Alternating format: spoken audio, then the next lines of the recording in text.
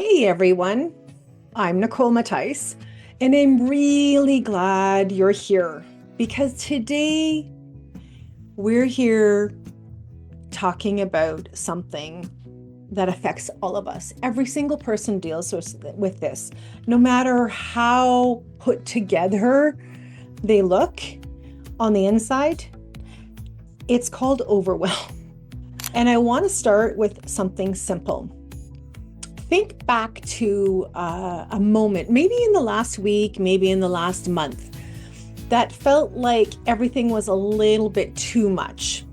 The kind of moment where your chest tightens and your brain starts to spin. You might be short of breath or feeling like you can't get a full breath in. Something like you're almost leaving, not even in your own body. You've left your body. That kind of stress. Now, I'm going to invite you just to hold that memory for a couple seconds.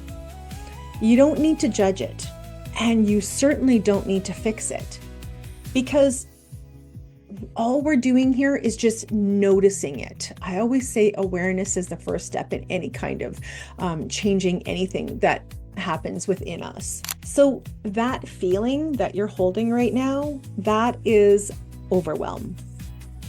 And here's the part that we often miss. Overwhelm is not a sign that you're weak or lazy or dramatic or falling apart. It's simply your body saying, I'm over capacity. It's information. It's not identity. So I'm feeling overwhelmed rather than I am overwhelmed, right? That's just information. It's your body telling you, it's your body tapping you on the shoulder, going, hey, like, I can't do anymore. It's really your body telling you, I don't have the bandwidth to handle another straw. And what I find is that we often say, but I should be able to handle all this. And maybe in the past, you could have handled more. Maybe you look at other people and you compare yourself to them, saying like, they can handle so much more than what I am right now. And that's okay. Remember, it's not often the big things in life that overwhelm us. It is the multiple small little things that pile up. You know, I refer to it as the drop of rain, right? One drop of rain is insignificant. But when you collect a million drops of rain in a bucket and that bucket is sitting on your chest, it suddenly becomes pretty darn heavy, right? And so the raindrop by itself is insignificance, but all of them together become heavy. And that is usually what sends us into overwhelm. It's all the little incidental things. And we go into that, well, I should be able to handle this. I mean, if I look at each individual thing individually, it doesn't seem very big, right? But again, all of it together at once becomes too much. And your body is like, I'm tapped out. I can't handle anymore. And so that is really what overwhelm is. And so today, what we're going to walk through is a way of understanding the overwhelm that gives you back choice, gives you your control back, and it'll help you calm down. Because the thing about overwhelm or these big emotions is that, have you ever tried to think yourself through it? Like, okay, just calm down. Okay, like it's not as big. But it seems like as we ruminate on all the things or the straw that broke the camel's back, it's just a spin, right? And it's a spin. And then we start talking about it again and it becomes a spin. That's why I say we can't think our way out of overwhelm. We actually need to tend to the body, to the nervous system first, because it's your nervous system that is going, too much, I'm out of here. Quit. It can't handle anymore. And so we need to just calm the nervous system down, and then we can start to think. We can gain our control back. We can gain our calm back, and then walk through it rationally with intention. And so my goal is that by the end of this training, you'll know exactly how to shift yourself from flooded to grounded. And I'm going to show you how this ties perfectly into what I call the success formula I teach. Your attention shapes your thoughts, and your thoughts create your feelings, and your feelings will drive your actions, and your actions lead to your outcomes. So I always say to people, if you want a different outcome in a situation or in life, you must go back to the thought. And actually, you must go back to where you're placing your attention. So we're going to talk a little bit more about that today, okay? So before we get into the tools, what I want to share is the emotional chain that psychology already discovered. And so it goes like this. Something happens, and that happen can be external or within internal from us. And what then you do is you place your attention on one part of that thing that happened, that situation. Then when you place your attention there, it's kind of like putting your flashlight onto something, right? When we shine our flashlight, we're focused in on that particular thing. And so the thing happens, we shine our light on it, we place our attention on one part of it. We think we're seeing the whole thing, but we're not. We're placing our attention on one thing. And then that where we place our attention creates our thought. I'm in danger. I can't handle anymore. What is he thinking? What is she doing? You know, all these thoughts that we might have. And that thought will then produce a feeling in your body.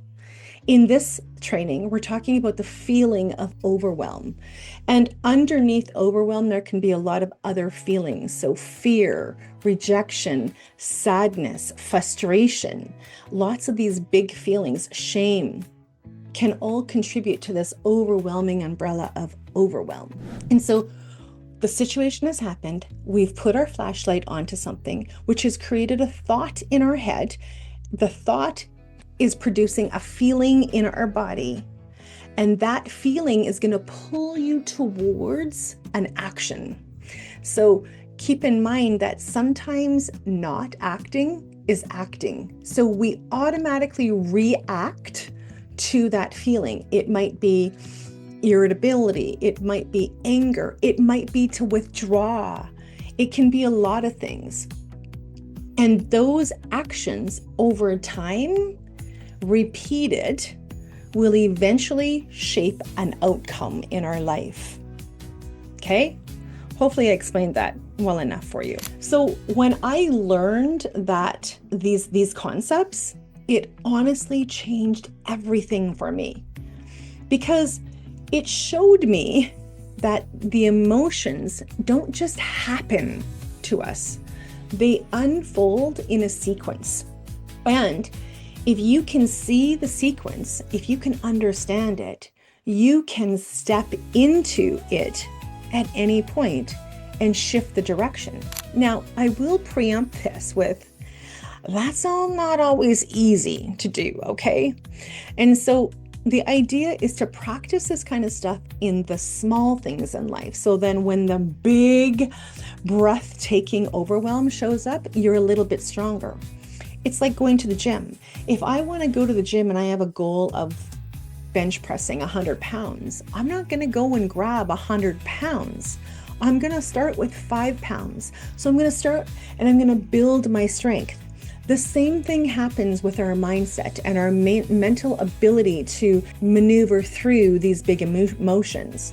We start small, and this is a practice. So don't think that you're going to do this the first time and you're like, okay, I'm good to go. That's not going to happen.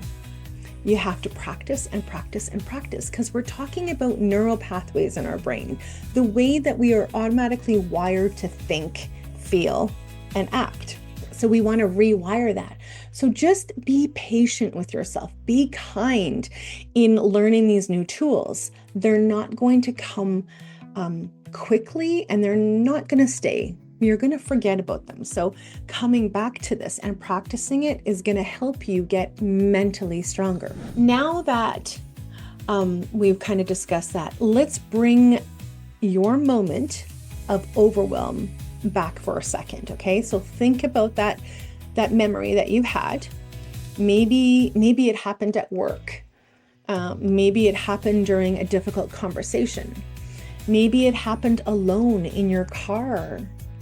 Whatever the moment was, let's slowly walk through what actually happened inside of you, okay? So there was a situation, something in your environment or inside your mind triggered a reaction. Right away, your attention went somewhere specific. Maybe you focused on what could go wrong. Maybe you focused on a comment someone made. Maybe you focused on the feeling of pressure in your chest. Wherever your attention went, that focus generated a thought. Usually fast and automatic and harsh. And that thought created an emotion within you. And once that emotion hit your body, the overwhelm came online. Your shoulders lifted, your breath shortened, your mind narrowed, and suddenly it felt like you had no choices. I'm going to give you a moment to think about that process. So you have a situation where you felt overwhelmed. Think about that, about the chain reaction that happened for you. Jot it down. Pause this video and jot some notes down as to what was happening. What did you focus on right away? How did you feel in that moment? Maybe you can even think about the thought you had before the feeling. If you can get there, there's a lot of information in that. So think about that process. And then how did you act? Once you felt that, how did you act? Okay. So now that you've thought through that chain reaction that happened in you, I want to start with the body. Because when you're overwhelmed, your body is loud. It's trying to get your attention. And here's the truth, my dear. You cannot think your way out of overwhelm. You can't do it. Not at the beginning. You can't. There you go. When the nervous system is activated, reasoning shuts down. And the reason why reasoning shuts down is because, remember, your brain, your nervous system is only responsible for keeping you beating and breathing, for keeping you alive. And so overwhelm is a stress response. And reasoning goes out the door because your brain has gotten so good at creating patterns of reaction within you. And so what will happen is the body will sense stress. The nervous system will stress. There's a stressor, the situation, right? And reasoning goes flying out the door because it doesn't need it, because the brain has already created a pattern of behavior for you. And it will default to that. But often that pattern of behavior isn't serving you, right? It doesn't feel good. And so reasoning shuts down. So the first step is always capacity, right? You bring the body back into safety so that the mind can come back online. So let's do something together. If you can, get comfortable in your seat, okay? So relax and sit back. Drop your shoulders a little bit. Unclench your jaw. Let your belly soften. And now just take a nice slow breath in through your nose, maybe at a count of 4. Hold it for a minute, maybe a count of 2, and then let it fall out of your mouth.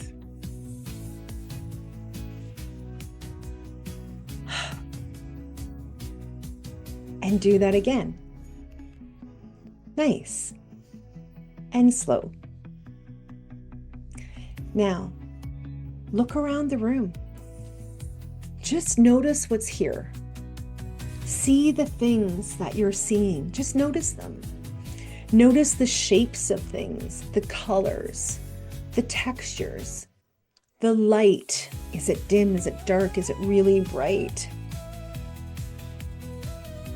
That simple shift of attention is what brings your brain back into the present moment, instead of the imagined danger it thinks you're in, okay? So it's really about getting present. And the only way we can get present when we're in that kind of state is to actually get present, to become aware of the things around us, the using our senses, okay? Our touch, our sight, our smell, our taste, our hearing. We want to get present by using those things we've been given. This is called regulation. It's not a trick, it's not a hack, but a psychological reset that brings your system down from overwhelm. Feel your breath again, like actually notice your chest rising and falling. Notice if your body feels a little more grounded or a little more awake, right? Feel your diaphragm moving. Feel your shoulders relaxing. And if you don't feel that yet, then repeat it. This is you taking care of your body. All right? Now that your nervous system is a little bit more settled, we can move now to the mind. This is where attention and thought come in. The biggest misconception people have is thinking they need to erase the thought. Just get rid of the thought, right? Distract myself so I don't think that. But I don't know the last time you checked, but that's impossible.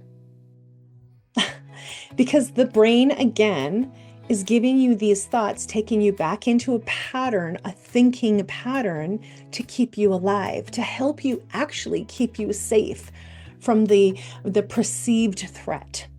So your mind is built to make meaning, but you can question the meaning it creates.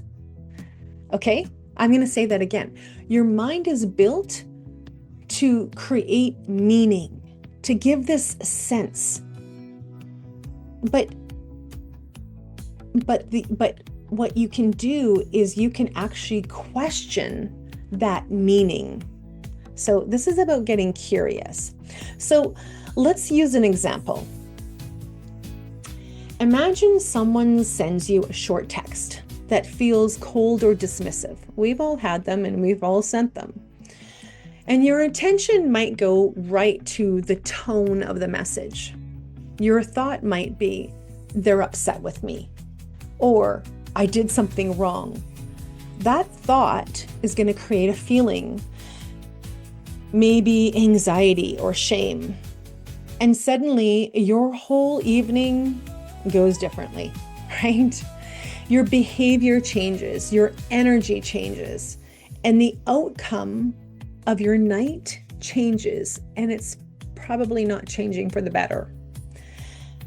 But the moment where the entire emotional experience was shaped was the moment of attention. It's where you place the flashlight. It's the moment your mind said, this is the part of the situation that matters. And if you can shift your attention, you can shift your thought. If you can shift your thought, the feeling changes. And if the feeling changes, your actions follow that. This is where the success formula becomes so powerful, because attention is the doorway. It's the first moment where everything inside you either collapses or it expands. And it's your choice. But remember, you can't make that choice until you calm the nervous system down, because the brain actually isn't able to do that. So right now, I want you to think of something that has been stressing you or overwhelming you lately. Hold that situation in your mind. And now just ask yourself, where has my attention been going? What part of this situation did I keep shining my flashlight on? And what thought did that create? And then what feeling followed that thought? You're just walking through the steps of the success formula. I want you to say this to yourself, even if it feels a little odd, okay? I can shift this. I'm not stuck with this automatic story. Again, I can shift this. I'm not stuck with this automatic story. This doesn't have to be the story. I can choose a different story. And you're really not stuck with that story. You always have more influence over your internal experience than what you actually think you do. And now we tie everything together with a pretty bow called action. And so once you've grounded your body and you've shifted that thought, you choose what to do next. It might be a small, tiny action. It might just be taking a break. It might be sending a message. It might be choosing not to react. But the thing is here is that it's intentional.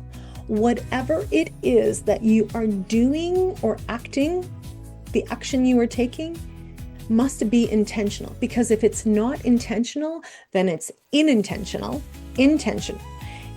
not intentional.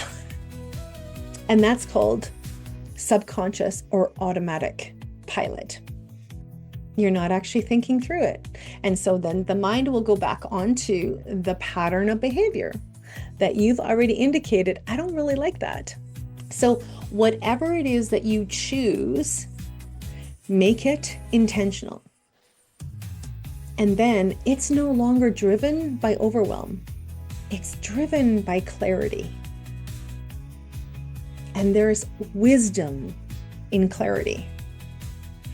This is emotional regulation in real life. Not control, not perfection, just small shifts that bring you back to yourself. Now, before we wrap up, I want you to think again about that moment of overwhelm you started with. If you could redo that moment with what you now know, what would you shift? Maybe your breath, maybe your attention, maybe the story, maybe the action. And hold that answer. Just hold it. That's your first step forward. Right there. So well done. All right. I want to end with this. You are not supposed to be calm, happy, and rational all the time. Because if you were, you wouldn't be human. You would be a robot. Okay? So let's just dispel that bucket of bullshit. That's not how humans work.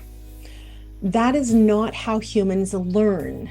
We learn through our emotions, but we have to be conscious. Regulation is not ever about never getting overwhelmed. It's about knowing what to do when you are. It's about learning the sequence of your inner world so you can step into the awareness instead of fear. That's it. So now you have the framework. You now have the tools. And you now have the awareness to recognize the moment where your power lives. The moment where your attention, your flashlight lands. Right there. Big breath. I want to thank you for being here. And make sure you download that shift sheet that I gave you. I created it for you as a gift. It's going to help you bring everything we talked about today into real life, in real moments, when it actually counts. And I always end my videos with this. You are possible. You can be unstoppable, because the life that you love is not only calling you, but it is possible. And so I will see you soon. Bye.